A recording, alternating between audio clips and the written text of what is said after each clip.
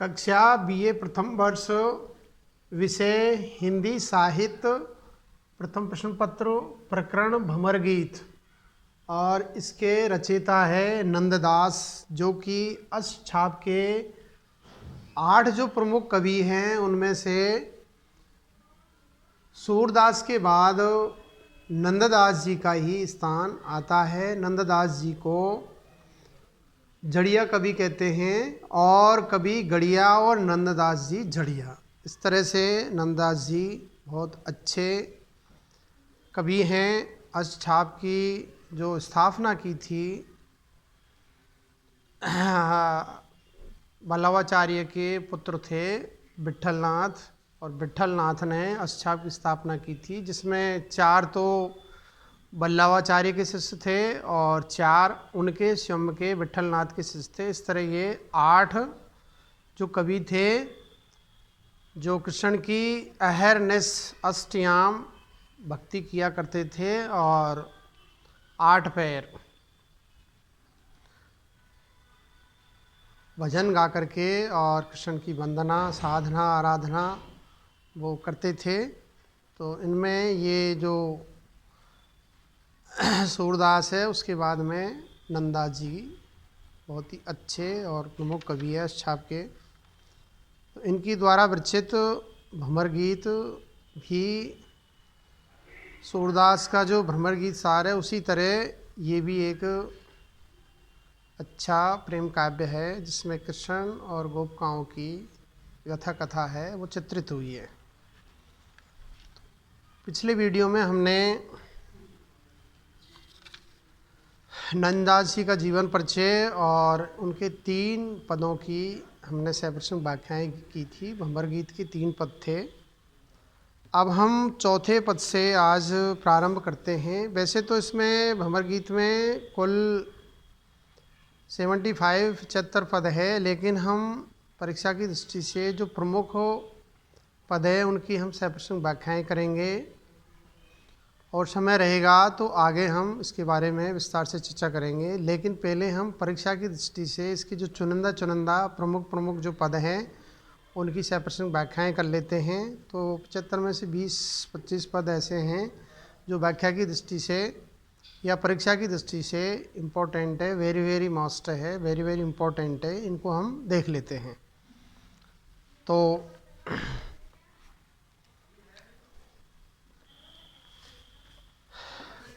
कल तक हमने इसके जो अध्याय है उद्धव का कृष्ण संदेश, ये गोपियों को सुना रहे हैं। फिर ब्रजबालाओं का प्रेम है। उसके बाद में तीसरा जो इसका अध्याय है भंवर गीत का कथोपकथन। अब कथोपकथन में हम जो प्रमुख पद हैं 4-5 जो प्रमुख पद है उनकी हम सप्रश्न व्याख्याएं करेंगे।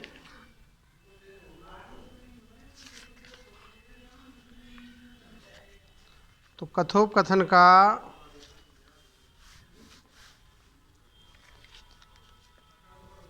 पहला पद है कौन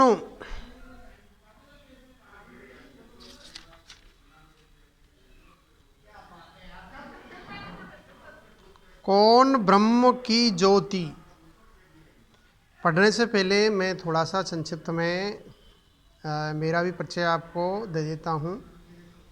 मैं SL बैरवा, सहायक आचार्य हिंदी, राजकीय कन्या महाविद्यालय बयाना, और जो हम पाठ्य पुस्तक पढ़ रहे हैं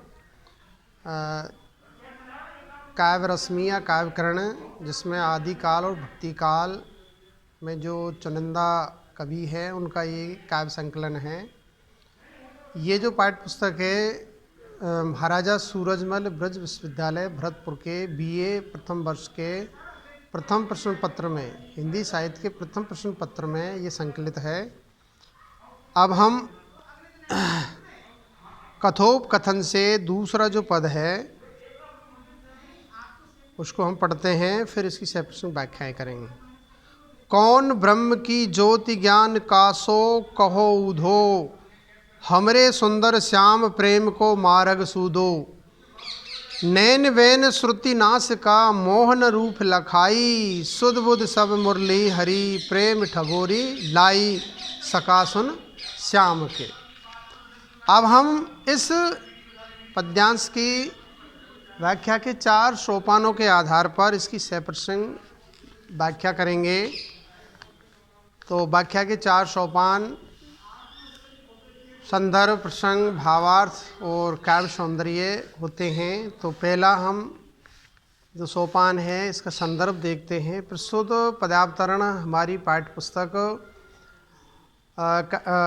काव्यकरण या आदिकाल भक्तिकालीन काव्य संकलन में संकलित नंददास जी अष्टछाप के प्रमुख कवि नंददास जी द्वारा विरचित भंवर गीत से उद्धृत है, अवतरित है, लिया गया है। अब हम इसका प्रसंग देखते हैं। प्रस्तुत पद्यांश में कवि ने या उद्धव जी ने कहा कि श्री कृष्ण तो साक्षात ब्रह्म हैं और ज्ञान चक्षुओं से देखा जाए तो सर्वत्र वही ब्रह्म दिखाई देता है। तब गोपी यहाँ उद्धव जी पर आक्षेप करती है। क्या आक्षेप करती है? वो कहती है कि हमें क्या है, निर्गुण निराकार ईश्वर में हमारी कतई आस्था नहीं है। हमने तो एक से ही प्रेम किया है और वो है हमारे श्री कृष्ण जो सगुण साकार है, हमारे हृदय में पहले से ही विराजमान है। हम उसको किसी भी स्थिति में नहीं छोड़ सकती है। तो ये गोपिकाओं का कथन है। अब व्याख्या का तीसरा सोपान, इसका भावार्थ हम देखते हैं। प्रस्तुत पद्यांश में ब्रज की गोपियाँ कहती है कि हे उद्धव जी, आखिर आप किस ब्रह्म की ज्योति की बात कर रहे हो? आपका ईश्वर, आपका ब्रह्म है, वो कैसा है? किस ब्रह्म की, किस ईश्वर की आप हमसे बातें कर रहे हो? और ज्ञान किसे कहते हैं? कृपया हमें उसके बारे में बताओ, उसके बारे में विस्तार से हमें बताओ। हमारे लिए तो सगुण श्याम सुंदर ही सब कुछ है। हम और किसी ब्रह्म के पछड़े में पड़ना नहीं चाहती है। हमने तो सर्वस्व श्याम सुंदर श्री कृष्ण को मान लिया है। उनके अलावा इस संसार में हमारे लिए सब कुछ व्यर्थ है। हमारे लिए तो प्रेम का मार्ग अत्यधिक सीधा और सरल है।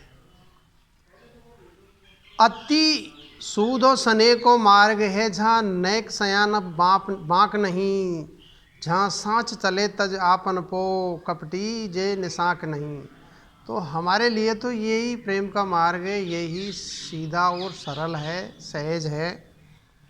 हम ब्रज की गोपियाँ तो नेत्र, वाणी, कान, नासिका इत्यादि के रूप में अपने प्रियतम श्री कृष्ण की रूप माधुरी को ही देखा करती हैं। श्री कृष्ण के मित्र उद्धव, सुनो, हमारी बातों को ध्यान से सुन लीजिए। हमारी सुध-बुध सबको तो मुरली ने हर लिया है। सत्य तो यही है कि हम श्री कृष्ण के प्रेम में ठगी गई है। तो ये इसका पद्यांश का भावार्थ है। अब हम व्याख्या का चौथा सोपान है, उसके बारे में चर्चा करते हैं। प्रस्तुत पद्यांश में गोपियों की प्रेम निष्ठा, रूपाशक्ति और लोक व्यवहार का चित्रण सरल व सहज ढंग से किया गया है। और प्रस्तुत पद्यांश में प्रेम का मार्ग निष्कपट एवं सरल होता है। उसमें ठगने ठगाने का प्रपंच नहीं चलता है। और सूरदास जी ने भी स्पष्ट रूप से लिखा है कि ऊधो मन नाही 10-20 एक होतो सो गयो श्याम संग का आराधे ईस। हे उद्धव, हमारे कोई 10-20 मन तो है नहीं है कि एक मन से हम सगुण साकार श्री कृष्ण की उपासना कर लें और दूसरे मन से क्या है हम निर्गुण निराकार, आपका निर्गुण निराकार, इस पर उसकी उपासना कर लें। अरे हमारे पास एक मन था, वो श्री कृष्ण चुरा करके मथुरा ले गए। अब कोई 10-20 मन होते तो हम आपकी बात को तवज्जो देती, महत्व देती। तो कुल मिलाकर के विशुद्ध पद्यांश में सगुणों की निर्गुण पर विजय को चित्रित किया गया है और विशुद्ध पद्यांश में अनुप्रास, कैवलिंग आदि अलंकारों का सुंदर प्रयोग हुआ है और पद्यांश की भाषा शैली सहज सरल सुबोध और कवि के भावों को व्यक्त करने में पूर्ण रूप से सक्षम और समर्थ है। अब अगला पद्यांश, यह सब सगुण उपाधि रूप निर्गुण है, उनको निर्विकार निर्लेप लगत नहीं तीनों गुण को। हाथ न पाँव न नासिका नैन बैन नहीं कान, अच्युत ज्योति प्रकाश ही सकल विश्व कौन प्राण, सुनो ब्रज बासनी। अब हम प्रस्तुत पद्यांश का 4 जो व्याख्या के सोपान होते हैं उसके आधार पर इसकी हम समीक्षा करते हैं, विवेचन विश्लेषण करते हैं। तो पहला इसका संदर्भ, प्रस्तुत पद्यांश हमारी पाठ्य पुस्तक काव्यकरण या आदिकाल भक्तिकालीन काव्य संकलन में संकलित अष्टछाप के कवि नंददास जी द्वारा विरचित भंवर गीत शीर्षक जो काव्य है उससे उद्धृत है, अवतरित है, लिया गया है। तो ये इसका संदर्भ है। अब हम इसका प्रसंग देखते हैं, प्रस्तुत पद्यांश में कवि क्या कहना चाहता है। प्रस्तुत पद्यांश में अर्थात यहाँ पर ज्ञान मार्गी उद्धव व्रज की प्रेम मार्गी गोपियों को निर्गुण ब्रह्म का संदेश देते हैं या देते हुए कह रहे हैं कि संपूर्ण विश्व में उसी ब्रह्म की ज्योति प्रकाशमान है जिसे वे गोपियाँ सगुण ब्रह्म कहती है, वह वस्तुतः निर्गुण ब्रह्म ही है। इस बात का इसमें उद्धव जिक्र कर रहा है, यानी गोपियाँ और उद्धव के बीच में संवाद चल रहा है जिसमें उद्धव गोपियों को निर्गुण ब्रह्म की जो इम्पोर्टेंसी है, महत्वता है, उपयोगिता है, उसके बारे में वो बता रहे हैं। अब हम व्याख्या का तीसरा सोपान, इसका भावार्थ देखते हैं पद्यांश का। उद्धव जो कि ज्ञान मार्गी हैं तथा जिन्हें अपने निर्गुण ब्रह्म पर अतिशय विश्वास है, निर्गुण ब्रह्म पर उन्हें ज़बरदस्त कमांड है और पूरा कॉन्फिडेंस है, पूरा विश्वास है। वे ब्रज की प्रेम मार्गी गोपियों से कह रहे हैं कि हे गोपियों, हे ब्रजबालाओ, जिसे तुम ब्रह्म की सगुण उपाधि कह रही हो वह वास्तव में ब्रह्म का निर्गुण रूप ही है। दूसरे शब्दों में जल, थल, आकाश, पाषाण इत्यादि सब में वही निर्गुण ब्रह्म समाया हुआ है, सब जगह वो ही व्याप्त है। वह ब्रह्म तो निर्विकार और निर्लिप्त है, उसे 3 गुणों अर्थात सतोगुण, रजोगुण, तमोगुण में बांधा नहीं जा सकता है। यानी निर्गुण ब्रह्म इन सबसे परे है। हे गोपियों, उस निर्गुण ब्रह्म के न तो हाथ है न पैर है और न ही उसके नेत्र, वचन और कान है, वे तो निराकार निरंजन है। अव्यक्त है, दृश्य है, निर्विकार है। तुम इस संसार में जिस अच्युत प्रकाश की ज्योति को देख रही हो वह सब उसी निर्गुण ब्रह्म के प्राण है, अर्थात वही निर्गुण ब्रह्म संपूर्ण चराचर जगत में, चल अचल जगत में व्याप्त है, फैला हुआ है। तो ये इस पद्यांश का भावार्थ है, सरल अर्थ है। अब हम व्याख्या का चौथा जो सोपान है इसका हम कलात्मक सौंदर्य या साहित्यिक सामाजिक विश्लेषण या काव्य सौंदर्य या इस पद्यांश में क्या क्या कुछ विशेष है या इस पर हम टिप्पणी लिखते हैं। तो प्रस्तुत पद्यांश में निर्गुण ब्रह्म की महिमा को निरूपित किया गया है और उसे अव्यक्त, निराकार, निर्लिप्त, अदृश्य बताया गया है। अखिल विश्व में उसी निर्गुण ब्रह्म की ज्योति समाहित है। कबीर ने भी निर्गुण ब्रह्म के बारे में बहुत सुंदर लिखा था कि अक्षय पुरुष पेड़ है, नंजन बाकी डार, त्रिदेवा शाखा भये पात भया संसार। और भी लिखा है, सायब से सब होत है, बंदे से कछुना, राई ते पर्वत करे, पर्वत राही मां। तो और आगे प्रस्तुत अवतरण में ब्रज भाषा का प्रयोग किया गया है और इसमें विचार व भावों की प्रस्तुति बहुत ही सुंदर बन पड़ी है। और प्रस्तुत पदावतरण में एक परमात्मा की जो सगुण साकार या राम कृष्ण आदि अवतार माने जाते हैं वे तो उसकी उपाधि मात्र है। उपाधि तो कल्पित आकार और उपनाम है, तत्वतः वे निर्गुण परमात्मा के लौकिक विशेषण हैं।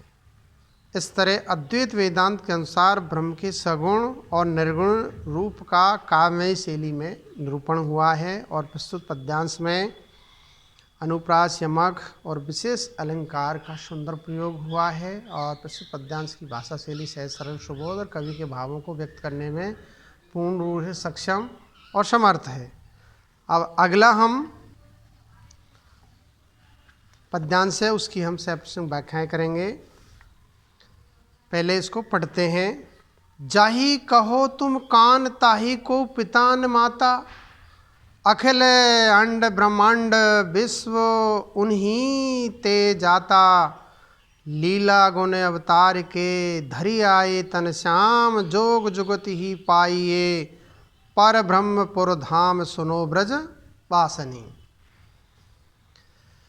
अब हम व्याख्या के 4 सोपानों के आधार पर प्रस्तुत पद्यांश की सप्रसंग व्याख्याएं करेंगे। तो नंबर 1 संदर्भ। प्रस्तुत पद्यांश हमारी पाठ्य पुस्तकों काव्यकरण या आदिकाल एवं भक्तिकालीन काव्य संकलन में संकलित अष्टछाप के प्रमुख कवि नंददास जी द्वारा विरचित या नंददास की प्रसिद्ध कृति भंवर गीत से उद्धृत है, अवतरित है, लिया गया है।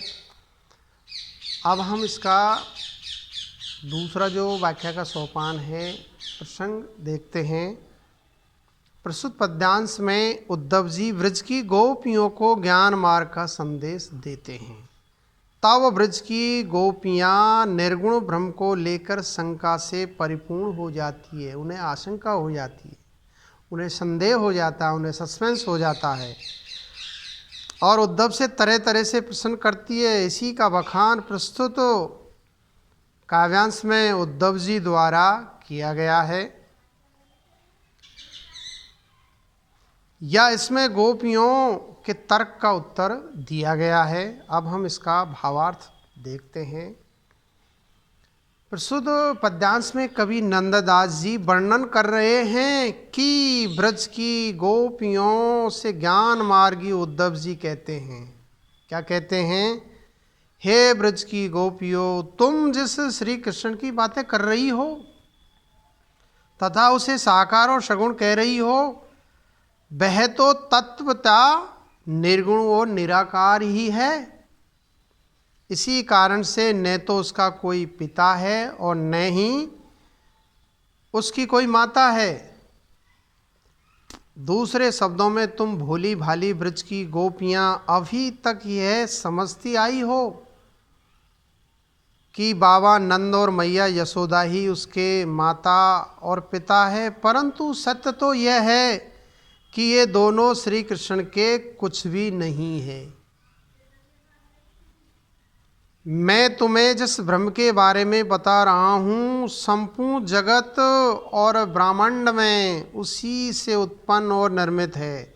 यानी संपूर्ण जगत और ब्रह्मांड उसी से निष्पन्न हुआ है, उत्पन्न हुआ है। यह पर ब्रह्म ही है जो कि संसार में अपनी लीला के लिए समय समय पर सगुण रूप में जन्म लेता है और संपूर्ण संसार को अपनी भांति भांति की लीलाएं दिखाता है।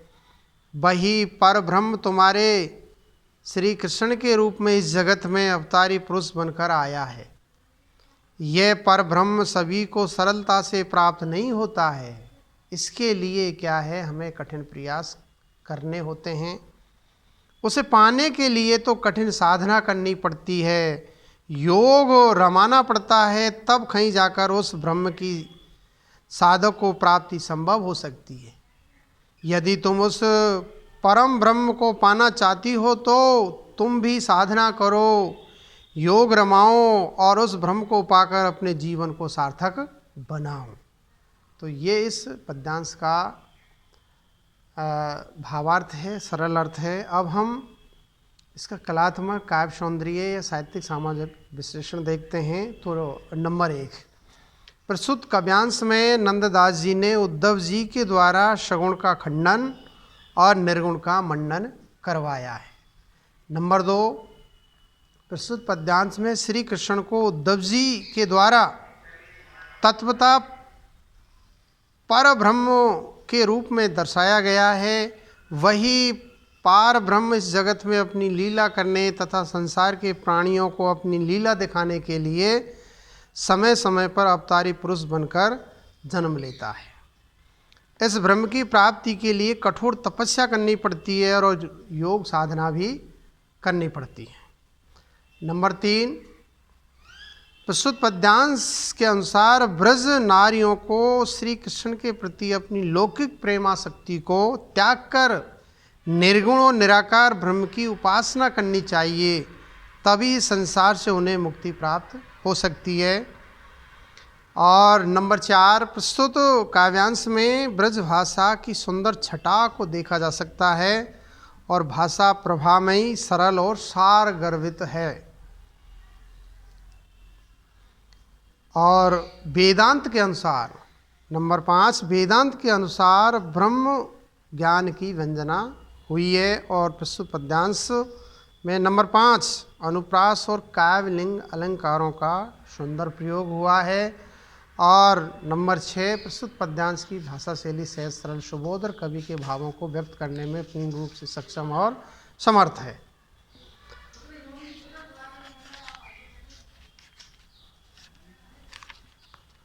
अब अगला पद है, हम उसको पढ़ते हैं। तुम कर्म ही कस निंदत जासो सदगति होई, कर्म रूप ते बलि नाही त्रिभुवन में कोई। कर्म ही ते उत्पत्ति है, कर्म ही ते है नाश, कर्म किए ते मुक्ति है, पर ब्रह्मपुर वास, सुनो ब्रज वासनी। अब हम व्याख्या के 4 सोपानों के आधार पर प्रस्तुत पद्यांश की 6 प्रसंग व्याख्याएँ करते हैं। तो नंबर 1, इसका संदर्भ देखते हैं। प्रस्तुत पद्यांश हमारी पाठ्य पुस्तक काव्यकरण में संकलित नंददास जी द्वारा विरचित भंवर गीत से उद्धृत है, अवतरित है, लिया गया है। अब हम इसका प्रसंग देखते हैं। प्रस्तुत पद्यांश में जब गोपियाँ ज्ञान मार्गी उद्धव से कर्म बंधन को लेकर तरह तरह की बातें करती हैं, तब उद्धव जी व्रज की गोपियों को कर्म का महत्व बताते हुए अपनी बात को समझाते हैं और व्रज की गोपियों को कर्म के बारे में बताते हैं। उसी बात का यहाँ चित्रण किया गया है। अब हम इसका भावार्थ या सरल अर्थ देखते हैं, जो कि व्याख्या का तीसरा सोपान है। ब्रज की गोपियाँ ज्ञान मार्गी उद्धव से कर्म की निंदा करती है। तब उद्धव जी उनसे कहते हैं कि ब्रजवासिनी गोपियाँ, तुम सभी मेरी बातों को ध्यान से सुनो। अलर्ट होकर के, अटेंशन होकर के, ध्यान लगा करके, दत्तचित होकर के मेरी बात को सुनिए।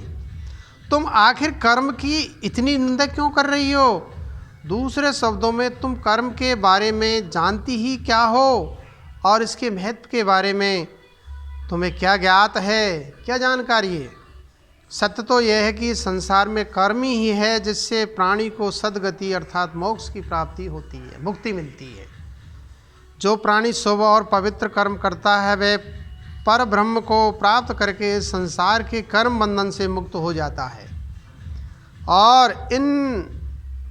और फिर इन तीनों लोकों में अर्थात पाताल लोक, भूलोक और आकाश लोक, इस संपूर्ण जगत में कर्म से अधिक बलशाली अथवा शक्तिशाली और कोई भी नहीं है। कर्म का महत्व तो स्वयं सिद्ध है। इस सृष्टि में कर्मों से उत्पत्ति होती है और कर्मों से ही नाश होता है। जो प्राणी शुभ और पवित्र कर्म करते हैं उनके कर्म फलों का नाश हो जाता है और वे भव चक्र से मुक्त होकर 84 से उन्हें मुक्ति मिल जाती है और मुक्त होकर पार ब्रह्म को प्राप्त कर लेते हैं। परंतु जो प्राणी अशुभ और पवित्र कर्म करते हैं उन्हें इस जगत में बार बार जन्म लेना पड़ता है। कर्म ही तो है जिससे जीवन को मुक्ति मिलती है और उसे परम धाम की प्राप्ति हो जाती है। तो ये इस पद्यांश का भावार्थ है। अब हम इसका कलात्मक सौंदर्य देखते हैं। प्रस्तुत पद्यांश में वेदांत मीमांसा पर आधारित यह कथन है कि शुभ कर्मों को करने से ही प्राणी के पाप कटते हैं। निष्काम कर्म करने से ही प्राणी कर्म बंधनों से मुक्त होकर इस भव चक्र से छुटकारा प्राप्त करता है। दूसरी ओर सांसारिक आसक्ति के कारण भी प्राणी के कर्म ही होते हैं। यही कारण है कि इस जीवन में और इस संसार में कर्मों का विशेष महत्व होता है। आगे प्रस्तुत पद्यांश में ब्रज भाषा की सुंदर छटा देखने को मिलती है। भाषा में प्रवाह के साथ साथ सरलता और बोधगम्यता परिलक्षित होती है। और प्रस्तुत पद्यांश में अनुप्रास, काव्यलिंग, आक्षेप अलंकारों का कवि ने सुंदर प्रयोग किया है और कहीं कहीं पर सामासिक पद शैली का प्रयोग भी देखा जा सकता है। और प्रस्तुत पद्यांश में विचार और भावों की प्रस्तुति सुंदर बन पड़ी है। और इस पद्यांश में अनुप्रास, आक्षेप और काव्यलिंगी अलंकारों का सुंदर प्रयोग हुआ है। अब अगला पद हम पढ़ते हैं। जो हरि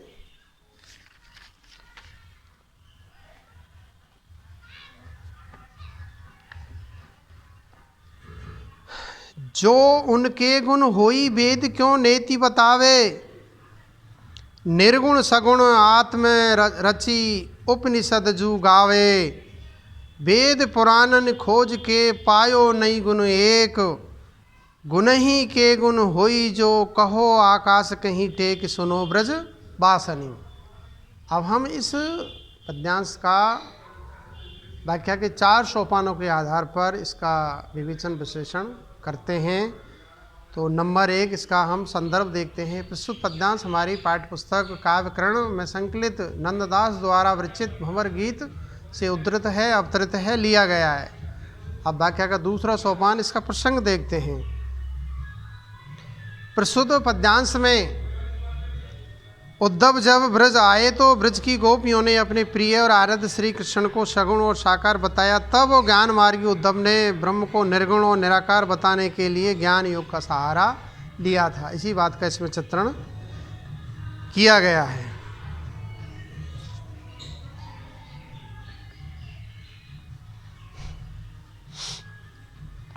या फिर उद्धव जी ने ब्रज की गोपियों को कर्म का महत्व बताते हुए अपनी बात को समझाते हैं और ब्रज की गोपियों को कर्म के बारे में बताते हैं। या फिर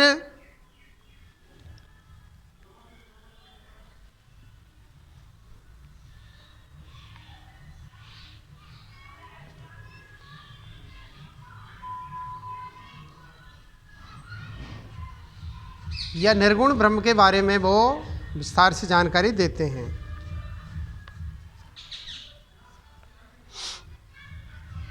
अब हम व्याख्या का तीसरा जो सोपान है, इसका भावार्थ या इसका सरल अर्थ है, उसके बारे में जानकारी करते हैं।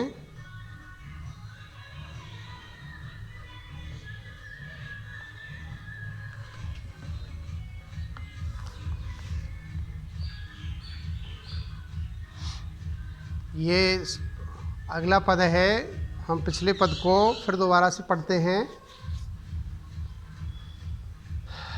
अब हम आज इतना ही, इस पद के बारे में अगले वीडियो में हम चर्चा करेंगे। आज इतना ही, धन्यवाद, नमस्कार।